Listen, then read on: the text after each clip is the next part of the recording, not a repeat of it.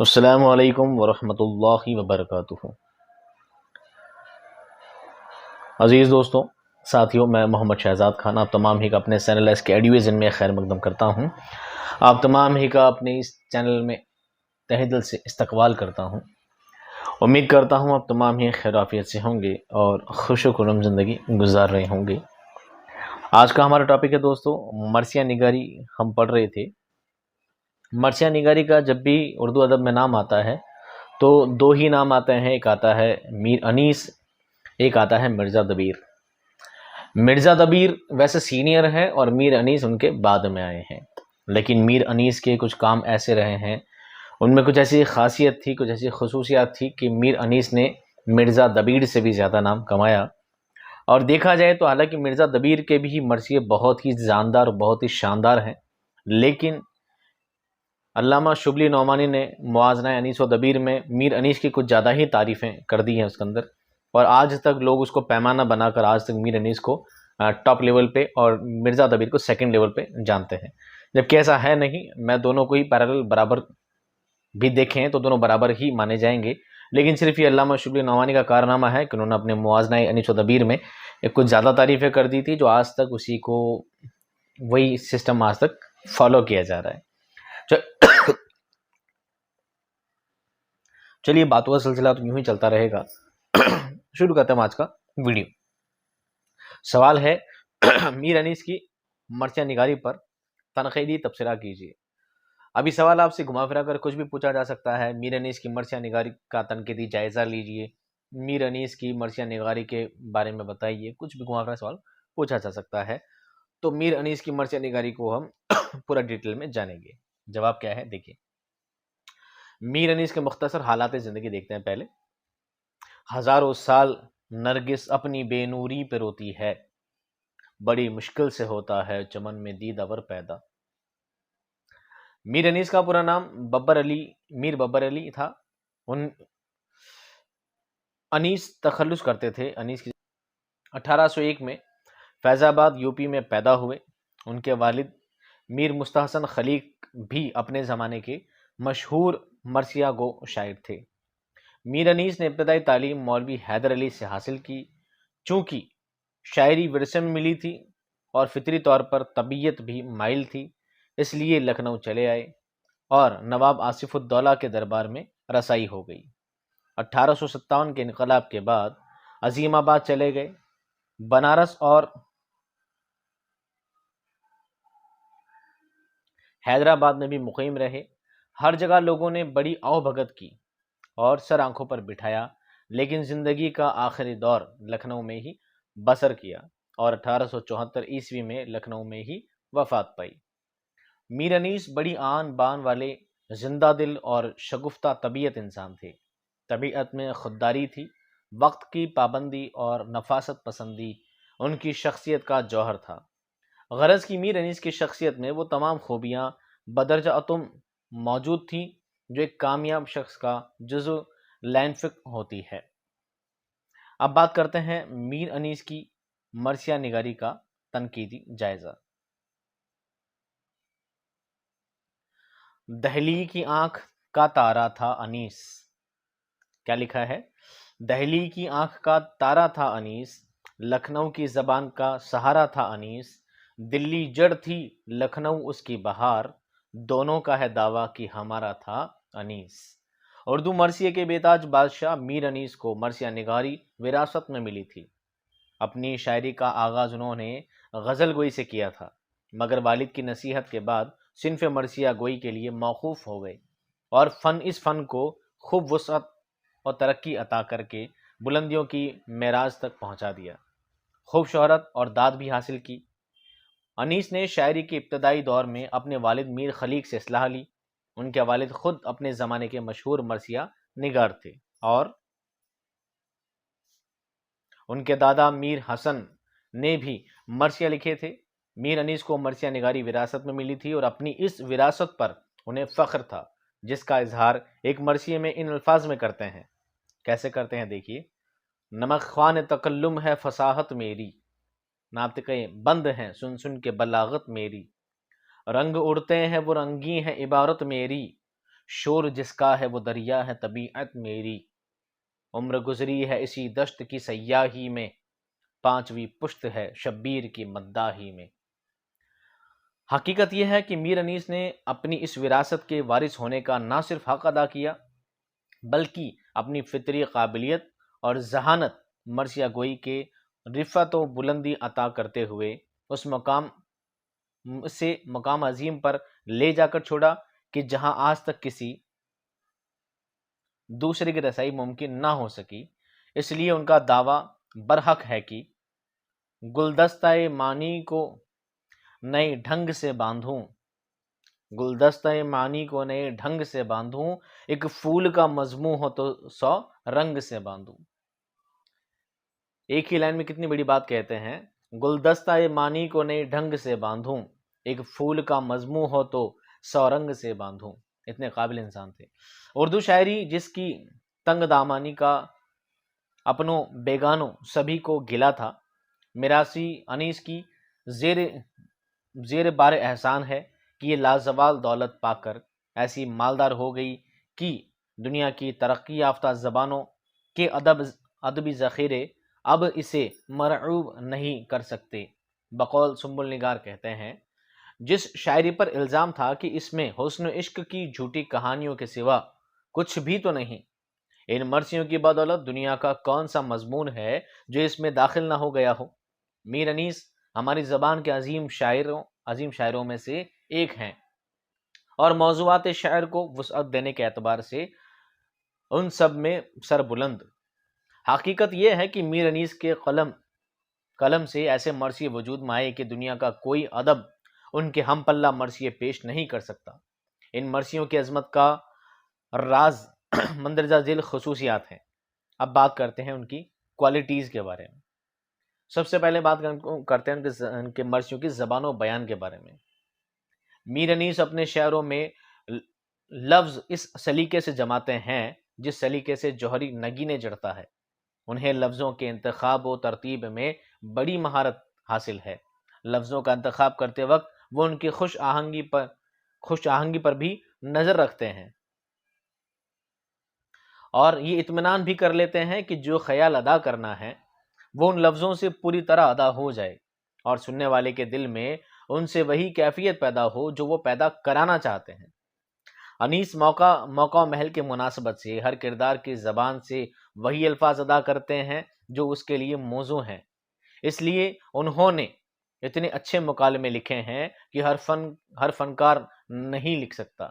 انیس نے اس موقع کے لیے کہا تھا، یعنی موقع ہو جہاں جس کا عبارت ہو وہی۔ اب بات کرتے ہیں امیجری، ویسے انگلش ورڈ ہے امیجری، ٹھیک ہے، امیجنیشن جس کو کہا جاتا ہے۔ امیجری سے مراد یہ ہے کہ شاعری میں پیکر تراشی کا بہترین نمونہ پیش کیا جائے۔ انیس نے دعا کی تھی کہ شمع تصویر پر گرنے لگی آ کے پتنگ، شمع تصویر پر گرنے لگے آ کے پتنگ، خوں برستا نظر آئے جو دکھاؤں صفِ جنگ جنگ کا پنہ۔ بالآخر ان کی دعا قبول ہوئی۔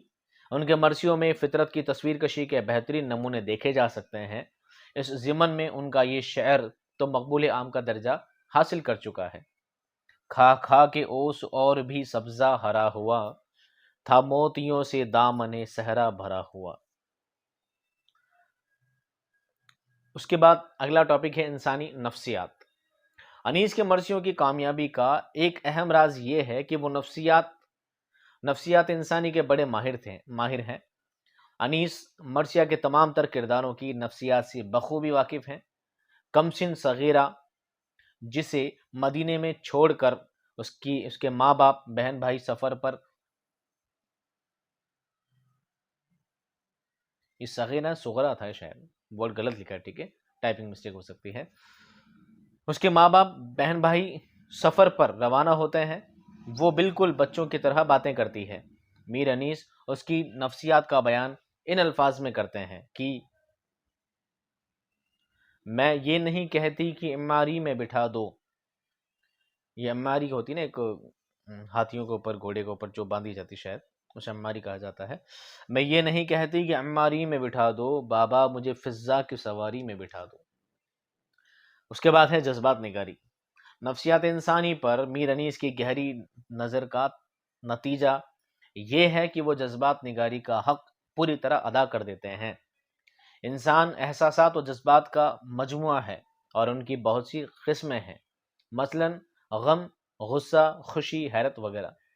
پھر ان جذبات کے مختلف درجے ہیں، کسی بات پر ہم روٹھتے ہیں، کسی پر خفا ہوتے ہیں، کسی پر غصہ ہوتے ہیں تو کسی پر غصے سے پاگل ہو جاتے ہیں۔ کہاں کس جذبے اور کس کی کتنی شدت دکھانی مناسب ہے، یہ وہی طے کر سکتا ہے جو انسانی نفسیات سے بخوبی آگاہ ہو، اور اس میدان میں میر انیس کا کوئی ثانی اردو شاعری میں نہیں ہے۔ پھر بات کرتے ہیں سیرت نگاری کے بارے میں۔ سیرت نگاری کا فن جذبات نگاری کے فن سے زیادہ نازک ہے، اور میر انیس اس فن میں بھی ماہر ہیں۔ میراثی انیس میں سیرت نگاری کی بہترین مثال حضرت امام حسین رضی اللہ تعالیٰ عنہ کی ہے۔ انیس نے ان کی سیرت اس طرح پیش کی ہے کہ انسانی خصائل اور فرشتوں کی صفات میں ان میں گھل مل گئی ہے۔ انیس کی سیرت نگاری کا سب سے بڑا کمال یہ ہے کہ ان کی سیرت نہ صرف عربی ہے اور نہ صرف ہندوستانی، بلکہ دونوں کے خصوصیات کا امتزاج ہے۔ ان کرداروں کی سیرت میں اگر عربیت نہ ہوتی تو یہ مصنوعی لگتے، یعنی اپراکرتک، اور اگر ان میں ہندوستانیت نہ ہوتی تو ہم انہیں اتنا زیادہ اپنے نزدیک محسوس نہ کرتے، اور ان کے غم اور ان کی خوشی میں شاید برابر کے شریک نہ ہو سکتے تھے۔ اب بات کرتے ہیں اخلاقی تعلیم کے بارے میں۔ مولانا حالی نے صنف مرثیہ کو اس لیے بھی پسند کیا ہے کہ یہ اخلاقی تعلیم کا بہترین ذریعہ ہے۔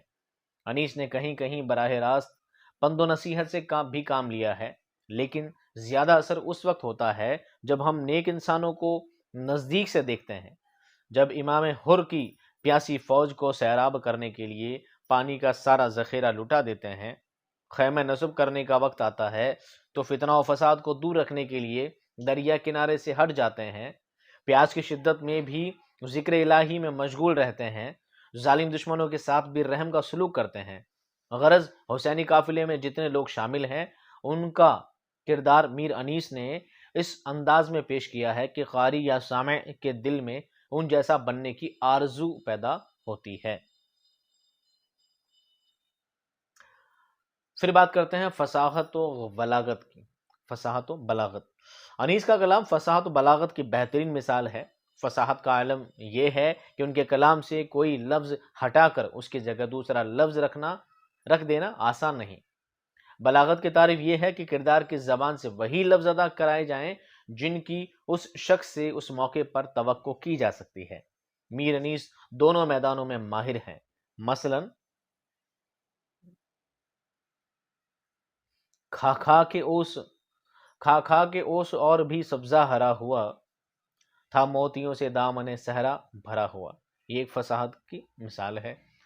یہ تو نہیں کہا کہ شہ مشرقین ہوں، مولا نے سر جھکا کے کہا میں حسین ہوں، یہ بلاغت کی مثال ہے۔ تشبیہ، استعارے، صنعت لفظی اور صنعت معنوی کے بارے میں بات کرتے ہیں۔ یہ تمام تر صفات شاعری کی کامیابی میں بڑا اہم رول ادا کرتی ہیں، اور انیس ان سب میدانوں میں بڑی مہارت رکھتے ہیں۔ چند مثالیں بطور نمونہ پیش ہیں۔